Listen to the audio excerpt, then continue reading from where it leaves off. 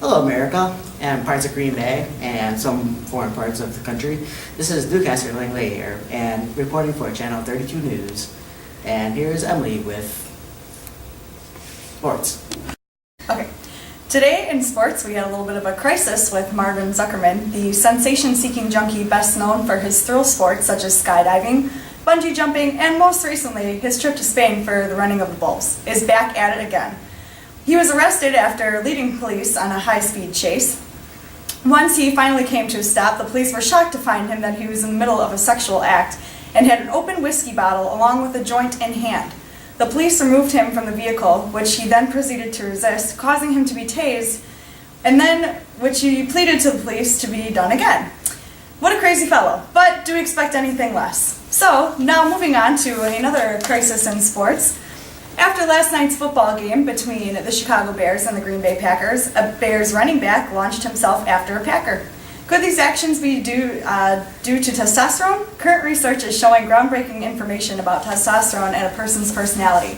It is shown that people who have associations with dominance and antisocial behavior are more likely to violate rules and are more dominant and confident and more often not married, divorced, or having an affair.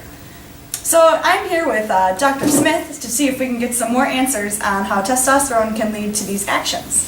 So Dr. Smith, what causes testosterone levels to rise? Well, Emily, these actions do indeed make sense.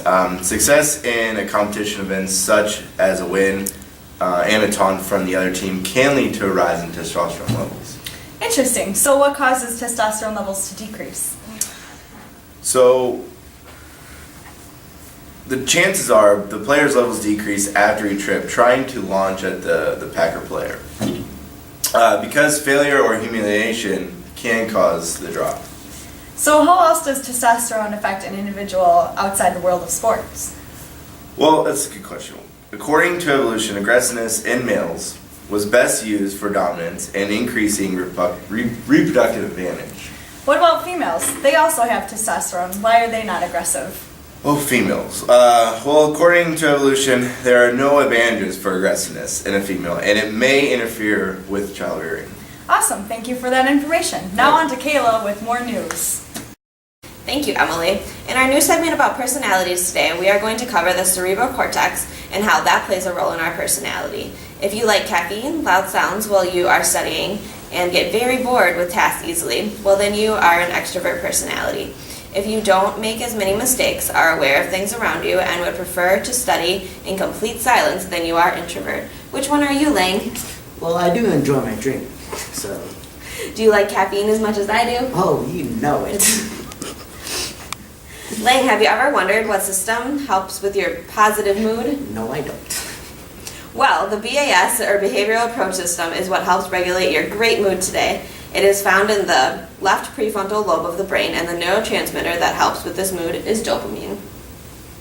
In an attempt to discover the cause of personality disorders and schizophrenia, some answers may have been found by the team of researchers at UWGB.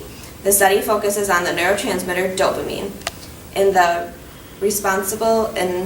It is responsible for the approach regulation and some behaviors. It was found that patients with schizophrenia had an increased amount of the neurotransmitter, meaning that there is too much of the transmission in the body and too many neurological messages are being sent. In the new trial by the team of researchers, the patients were given dopamine blockers to suppress some of the dopamine activity. And now, on to weather. Today with the weather, you will see yet another winter storm is coming our way. Although it is out of the ordinary, this one's being called the Behavioral Inhibition System, or also known as BIS. Even though that sounds like an odd name compared to those we've had in the past, such as Donald or Carol, this one is quite fitting for some. Because folks, this regulates our movement from undesired states or objects. And trust me, after this winter we're having, it's definitely undesirable.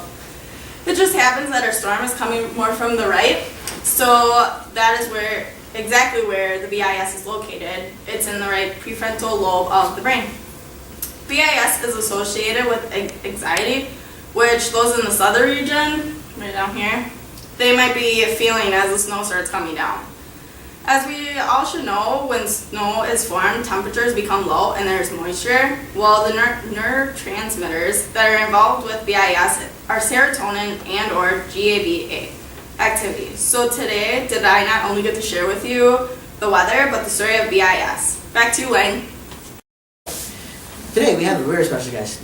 Today we have none other than the uprising scientist, Oliver Loser, in the exciting world of human brain development. How are you doing, Loser? I'm doing well, Lang, and it's pronounced low, sir.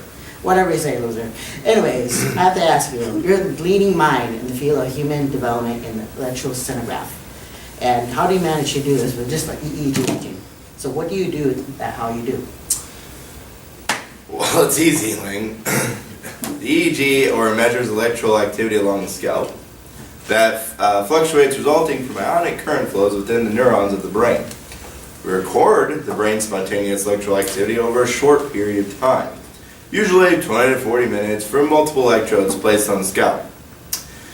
But the EEG is often used to diagnose epilepsy, sleep disorders, coma, encephalopathies, and brain death by voltage fluctuations. EEG used to be a first-line method of diagnosis for tumors, stroke, and other focal brain disorders, which causes abnormalities in EEG readings. Amazing. This is just amazing. It's like you put a little tiny man into somebody's brain to draw little scribbles. This is quite stunning, actually. It is indeed, Lang. It is indeed. Well, it looks like this is all we have for today. Good night, world.